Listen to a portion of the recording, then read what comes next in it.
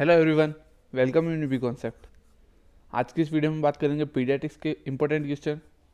हमने पिछले वीडियो में भी कुछ इंपॉर्टेंट क्वेश्चन देखे कि वो भी पीडियाट्रिक के थे, तो इसी हिसाब से हम subject wise important questions cover कर रहे हैं और फिर एग्ज़ाम के टाइम में हम as exam pattern question ready करेंगे।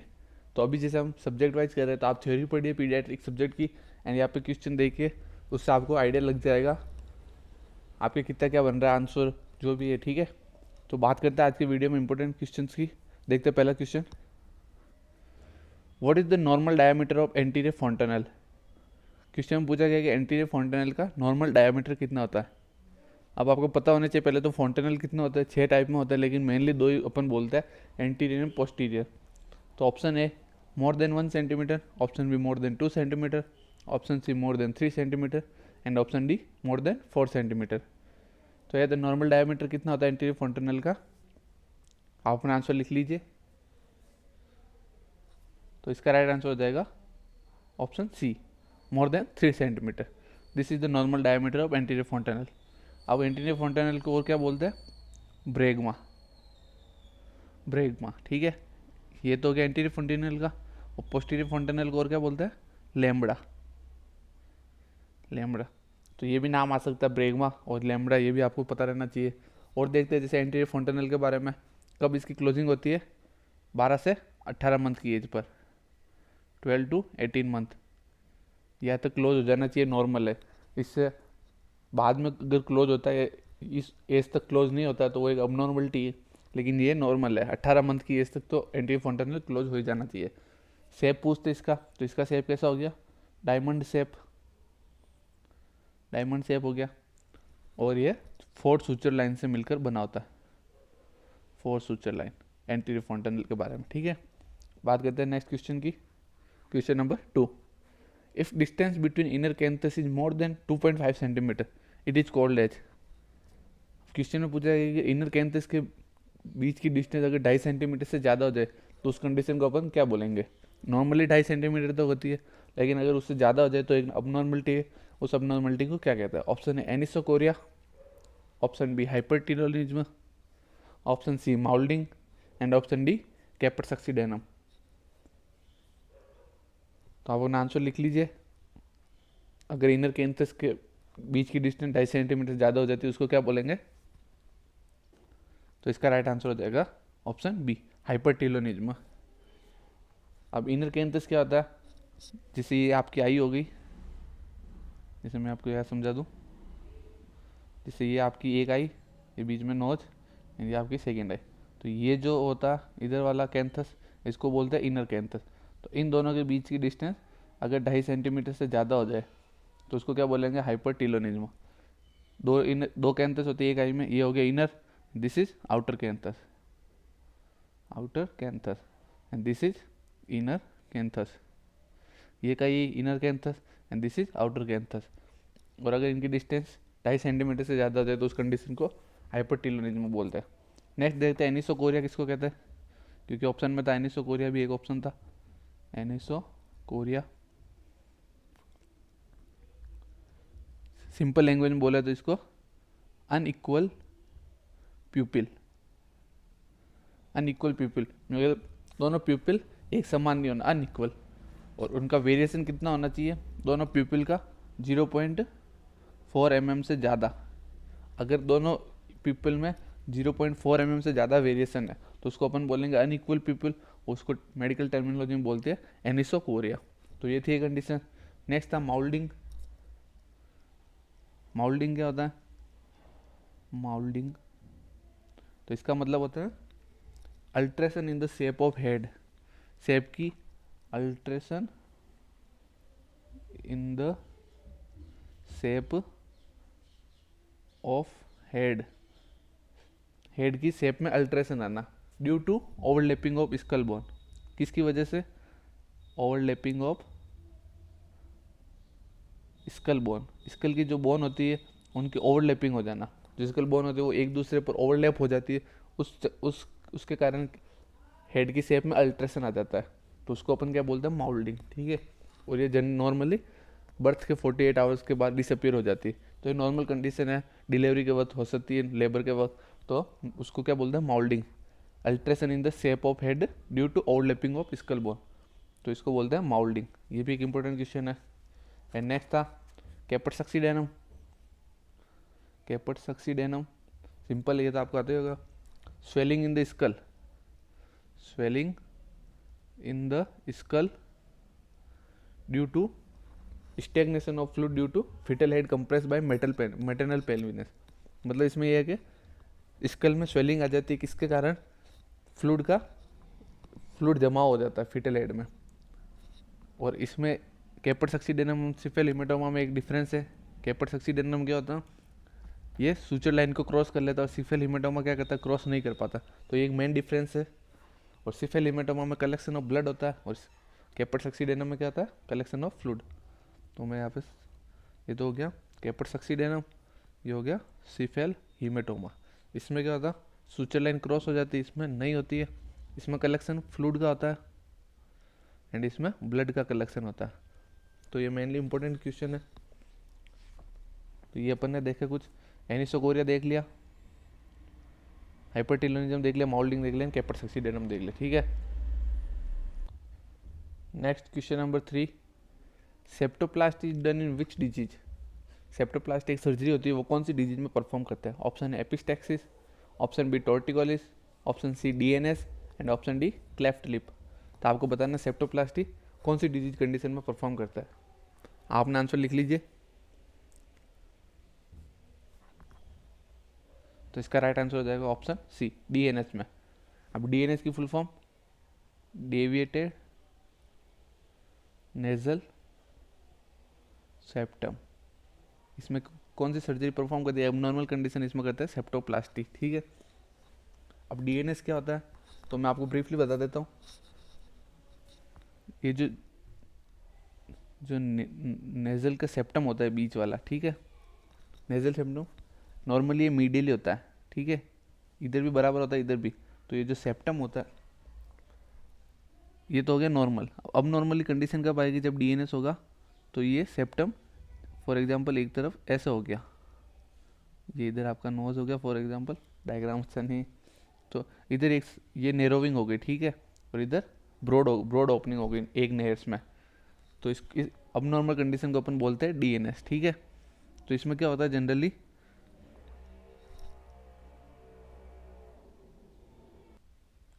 तो जिस साइड में ब्रॉड ओपनिंग है,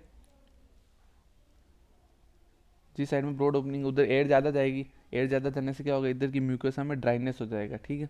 तो उससे क्या होगा, ब्लीडिंग होने के चांसेस ज़्यादा होते हैं इस साइड में। तो उसको अपन नोज ब्लीडिंग बोलते हैं। नोज ब्लीडिंग का मेडिकल टर्मिनोलॉजी में बोलते हैं एपिस्टेक्सिस। तो ये एक अलग कंडीशन हो गई आपके नोज ब्लीडिंग की। तो ये हो गया आपके एपिस्टेक्सिस। टोर्टिकोलिस, टोर्टिकोलिस किसको कहते हैं, fixation of head, fixation of head, head का फिक्सेशन होना किस वजह से, ड्यू टू स्पाज्म और रिजिडिटी इन नेक मसल। नेक मसल में अगर स्पाज्म आ जाए, रिजिडिटी आ जाए, जिससे क्या होगा, फिक्सेशन ऑफ हेड मसल, तो उसको क्या बोलते हैं, टोर्टिकोलिस, ठीक है। एपिटेक्सिस अपने देख लिया, नेजल ब्लीडिंग, टोर्टिकोलिस अपन ने देख लिया। डीएनएस एक साइड के नैरो हो जाना और एक साइड की वाइड हो जाना, जिससे वाइड में क्या होगा, एयर ज़्यादा जाएगी, उससे क्या होगा, ब्लीडिंग होने के चांसेस ज़्यादा होता है। एंड क्लेफ्ट लिप तो आपको पता ही होगा, क्लेफ्ट लिप किसको बोल रहे हैं, जो सॉफ्ट टिश्यू होता है लिप के, सॉफ्ट टिश्यू ऑफ लिप, उनका बराबर फ्यूज नहीं हो जाना, उनमें ओपनिंग हो जाना, उसको क्या बोलते हैं, क्लेफ्ट लिप। ये कंजेनाइटल डिजीज है क्लेफ्ट लिप, ठीक है। बात करते हैं क्वेश्चन नंबर 4 की। All are characteristic of Epstein pearls except. अब आपको इसमें एक्सेप्ट पूछा है, 3 तो कैरेक्टरिस्टिक है एब्स्टीन पल्स के, एक नहीं है। तो आपको बताना कौन सा कैरेक्टरिस्टिक नहीं है। ऑप्शन है yellowish white cyst, option B disappear within 1 to 2 week, option C it is painful condition, option D it is painless condition. तो आप अपना आंसर लिख लीजिए। इसका राइट आंसर हो जाएगा option C, it is painful condition. ये characteristic नहीं है, ठीक है। तो ये तीनों कैरेक्टरिस्टिक है एब्स्टीन पल्स के। अब सिंपल सी बात है, 2 ऑप्शन तो वैसे पहले ही कट गए, या तो पेनफुल हो गया पेनलेस होगा, दोनों में से एक ही चीज़ होगी। तो आपको एक बचाना था। तो ये एब्स्टीन पल्स होता है वो पेनलेस होता है, पेनफुल नहीं होता है। इसमें एक्सेप्ट पूछा था, इसलिए राइट आंसर हो गया पेनफुल कंडीशन। अपन बात करते हैं एब्स्टीन पल्स की, क्या होता है। इसकी अगर डेफिनेशन बोली जाए, yellowish white cyst on hard palate. Hard palate पे येलोइश वाइट सिस्ट को क्या बोलते हैं अपन? Absent pulse. बर्थ के टाइम पे देखे जाते हैं न्यूबॉर्न बेबी में, ये जनरली डिसअपियर हो जाता है 1 to 2 वीक में, ठीक है। इट इज़ पेनलेस कंडीशन, ये पेनलेस होता है। And next thing is this is normal condition, ये कोई अबनॉर्मल कंडीशन नहीं है, दिस इज नॉर्मल है। With the time 1 to 2 week में डिसअपियर हो जाता है। एक होता है ओरल थ्रस। ओरल थ्रस क्या होता है? White patches on tongue. Tongue and gum पे क्या होता है? वाइट पैचेस हो जाते हैं, उसको क्या बोलते हैं? ओरल थ्रस। किसकी वजह से होता है? कैंडिडा एल्बिगेंस की वजह से। उसको अपन क्या बोलते हैं? ओरल थ्रस। वो एक पेनफुल कंडीशन है, उसमें ट्रीटमेंट लेना पड़ता है। लेकिन एब्सेंट पल्स है, ये पेनलेस है, नॉर्मल है, ठीक है। With the time 1 to 2 week में डिसअपियर हो जाता है। Next question number 5, in formula feeding how much feed is provide in one time? अगर किसी न्यूबॉर्न बेबी को फॉर्मूला फीडिंग चल रही है तो एक टाइम में आप उसको कितना फीड प्रोवाइड करेंगे? Option A 30 ml, option B 50 ml, option C 70 ml and option D 90 ml। तो आपको बताना फॉर्मूला फीडिंग में एक टाइम में कितना फीड प्रोवाइड कराना है न्यूबॉर्न बेबी को। तो आप अपना आंसर लिख लीजिए। इसका राइट आंसर हो जाएगा option A 30 ml। Formula feeding में एक टाइम में 30 ml फीड प्रोवाइड कराना है न्यूबॉर्न बेबी को। और जनरली एक फार्मूला फीड और दूसरी फार्मूला फीड के बीच में इंटरवल कितना होना चाहिए? 3 to 4 आवर। तो ये भी इंपॉर्टेंट क्वेश्चन बनता है कि दो फार्मूला फीड के बीच में इंटरवल कितना होना चाहिए? तो 3 से 4 आवर का। और नॉर्मल ब्रेस्ट फीडिंग में ये इंटरवल 2 से 3 आवर होता है, ठीक है। फार्मूला फीडिंग में अपन 1 घंटे का ज़्यादा इंटरवल लेते हैं, 3 to 4 normally, and breast feeding में 2 to 3 hour. Next question number 6, in newborn skin turgor is assist from which side? Option A sternum, option B nail, option C abdomen and option D thigh. तो आपको बताना newborn में skin turgor हम कहाँ से assist करते हैं। तो इसका राइट आंसर हो जाएगा ऑप्शन सी एब्डोमेन। न्यूबॉर्न में स्किन टर्गर अपन एब्डोमेन से चेक करते हैं। अब स्किन टर्गर क्या होता है? स्किन टर्गर अपन डिहाइड्रेशन को असिस्ट करने के लिए करते हैं। डिहाइड्रेशन को असिस्ट करने के लिए स्किन टर्गर सबसे बेस्ट होता है। और न्यूबॉर्न में ये एब्डोमेन से असिस्ट किया जाता है एंड अडल्ट में ये स्टर्नम से असिस्ट किया जाता है। अडल्ट में अगर चेक करना हो स्किन टर्गर तो स्टर्नम से करेंगे एंड न्यूबॉर्न में एब्डोमेन से करेंगे। Next question number 7, first bowel sound hear on which abdominal quadrant? First bowel sound कौन से एब्डोमिनल क्वाड्रेंट में सुनाई देता है? Option A right upper quadrant, option B right lower quadrant, option C left upper quadrant and option D left lower quadrant. तो first bowel sound कहाँ सुनाई देता है? आप अपना आंसर लिख लीजिए। तो इसका राइट आंसर हो जाएगा option B right lower quadrant. First bowel sound right lower quadrant में सुनाई देता है। जैसे नॉर्मली अपन एब्डोमिनल कैविटी को 4 क्वाड्रेंट में बांट देते हैं। ये हो गया राइट अपर, ये हो गया राइट लोअर, ये हो गया लेफ्ट अपर एंड ये लेफ्ट लोअर। तो मेनली 4 क्वाड्रेंट में बांटते हैं। और राइट लोअर क्वाड्रेंट में सबसे पहले बाउल साउंड सुनाई देता है आफ्टर बर्थ। अब क्यों राइट लोअर क्वाड्रेंट में सुनाई देता है? Due to opening of ileocecal valve. Due to opening of ileocecal valve. Ileocecal valve की ओपनिंग के कारण राइट लोअर क्वाड्रेंट में सबसे पहले बाउल साउंड सुनाई देता है। Next question number 8, testis descent occur in how many phase? Testis का डिसेंट कितनी फेज में कंप्लीट होता है? Option A 1 phase, option B 2 phase, option C 3 phase and option D 4 phase. तो टेस्टिस डिसेंट कितनी फेज में कंप्लीट होता है? आप अपना आंसर लिख लीजिए।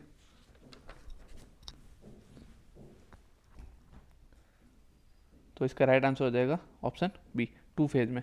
2 फेज में टेस्टिस का डिसेंट होता है। टेस्टिस डिसेंट क्या होता है? एक डिजीज कंडीशन होती है, अगर टेस्टिस डिसेंट नहीं हो तो उसको क्या बोलते हैं? तो उसको बोलते हैं क्रिप्टो ऑर्किडिज्म। क्रिप्टो ऑर्किडिज्म। नॉर्मली अगर टेस्टिस डिसेंट नहीं होता अनडिसेंडेड टेस्टिस, इसका मतलब हो गया अनडिसेंडेड टेस्टिस, उसको क्या बोलते हैं? क्रिप्टो ऑर्किडिज्म।